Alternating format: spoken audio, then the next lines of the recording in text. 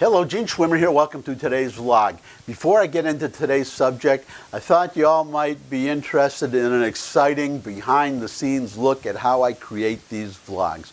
So this is how I do it. I keep the news on my computer as I work during the day, and I just keep up with current events, and often a thought will come into my head of something I want to talk about, or I'll remember something that I've wanted to talk about before, or I have these little post-its and little notes just scattered all over my desk, and I'll look at one and I'll say, well, okay, yeah, I'll talk about that today. Then I make notes such as these. That's the next step. And then the step after that is I try to read the notes. And my handwriting is so bad that unless I go very slowly, I can't read them. So I have these notes that I can't read. And the next step is to try to talk about the subject without the notes. Try to remember what I wrote, kind of try to decipher what I wrote. So that's where we are today. And today's subject is I'm going to talk about, well, it's not really the Ukraine flap that I talked about yesterday. I would more accurately call it the Democrats' impeachment circus. That's what it's turning into. As you probably know by now, at the time that this is being recorded, well, it's not a transcript, the memo of the famous phone call between Donald Trump and the President Zelensky of Ukraine. It's been released, and there is nothing there that I think is going to impeach him. I would still be, well, that's the point I'll be getting into in more detail, that the Democrats have boxed themselves into a corner. I think they're going to have to vote on impeachment, because if they don't, they're going to be very embarrassed. Nancy Pelosi said yesterday that she is calling for an impeachment inquiry. Now, that's what they've been doing, or unofficially doing. If they want an official inquiry where they can subpoena, say, grand jury testimony, they need a formal vote for an impeachment inquiry. So we'll see if that happens. But the question that occurs to me in the meantime is this problem that they're now having. It could have been avoided if she would have just waited for this memo to come out. She just had to wait less than 24 hours, and she couldn't do it.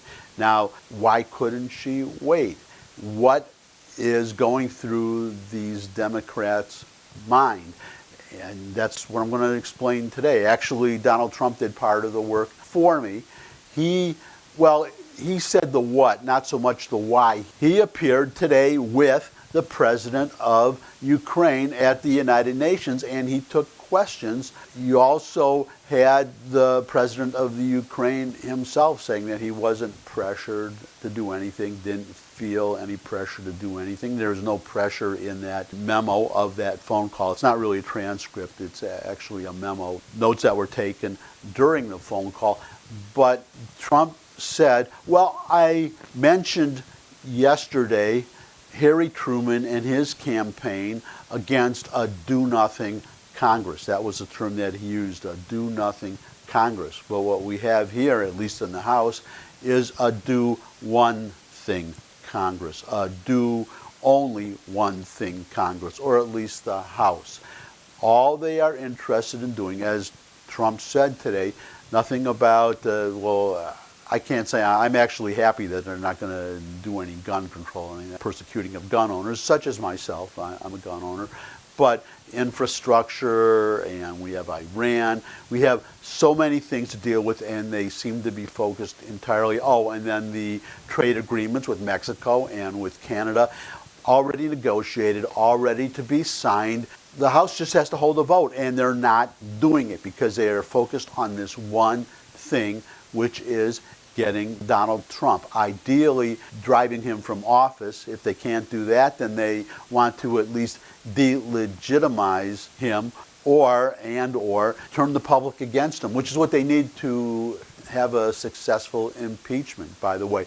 I don't think he's going to be impeached in the House, but even if they do, there is no way the Senate is going to remove Donald Trump from office based on what we've seen so far, which is why they keep digging. Adam Schiff spoke earlier today, and it was, well, they were clamoring for this memo. They've been clamoring for this memo of the phone conversation. They want the whistleblower to testify. We'll see if the whistleblower testifies, but the official who was supposed to, a man named McGuire, is supposed to testify before Adam Schiff to explain why he did not refer the complaint to Congress. But now that this memo has been released of this phone conversation and there is no smoking gun in it, Adam Schiff and I'm sure other Democrats are now demanding more transcripts or memos of other phone calls. They say they need more information, but that's not what they need. What they need is a smoking gun. That's what they're looking for. And anytime a request is granted, anytime a document is provided, anytime somebody from the Trump administration testifies and it doesn't give them their smoking gun, they ask for more information because that's what they're doing. Now, why? One reason is the one that Donald Trump gave today. Well, the big reason is you have these people that hate Donald Trump. The other reason is that, or another reason is they're running up against a deadline. That deadline is the 2020 election. If they cannot, well, it's a virtual admission, and there's a Democratic congressman, I can't remember which one it is, his name, but he frankly said that if we cannot drive Trump from office, if we cannot impeach Donald Trump, he'll be reelected. And that is a big fear, because if he is reelected, well, it throws their whole narrative out of whack. That's number one, because the people will have rendered their verdict. We, the people, will have rendered our verdict. They threw everything that they will have thrown everything they can against Donald Trump, and if he's reelected, then he's vindicated. That totally destroys their argument or their belief. They will be forced to face the fact that Donald Trump was legitimately elected. He really is the president. That's what this is all about. As Trump has said numerous times, they simply refuse to accept Donald Trump having beaten Hillary Clinton fair and square without the help of the Russians. But the even greater fear, well, getting back to if Donald Trump is simply elected and if the Republicans, as is likely, I would guess, keep control of the Senate, well, more conservative judges get appointed. And the other fear that the Democrats have, and they're kind of in a box here, because they are really worried that they could lose the House, because they have painted themselves into a corner. The American people do not want Donald Trump impeached. So unless they come up with something where the American people would shift and support impeachment, they risk losing the House. The Democrats risk losing the House in November 2020. And if that happens, then, well, first of all, their whole agenda is gone. They won't be able to have really any influence on the policies coming out of the House. So that's one concern they have. But the other one is that their attempts to delegitimize Donald Trump, to get the American people to say, oh, we made a mistake, you Democrats were right, we should never have voted for Donald Trump. That all goes out the window if the Republicans take over the House, because all these investigations of Donald Trump will stop. But all of these investigations of the Democrats in the intelligence community and in the FBI, all the members of the deep state who were trying to frame Donald Trump, basically, those investigations will start.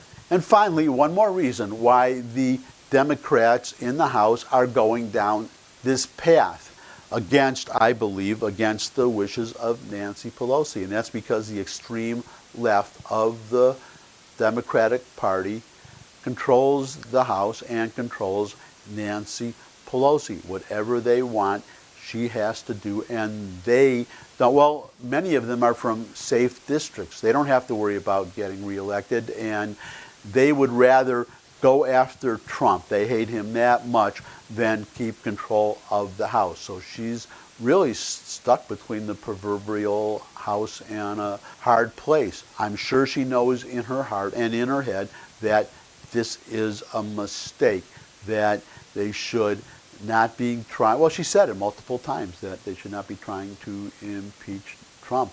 But as Trump said, and as I've said in the past, she's a figurehead. She has the title of Speaker of the House, but she is not the Speaker of the House in any practical sense. And that's it for today. Going to wind it up. Thanks for stopping by as usual. Your comments are welcome, whether you agree or disagree, in the comment section below the video. Thumbs up if you like the video, and share it with anybody you think would like the video too. Subscribe. That would be great. I love getting subscribers. And finally, come back and see me again. I'll be right here waiting for you. And until I see you all again, bye.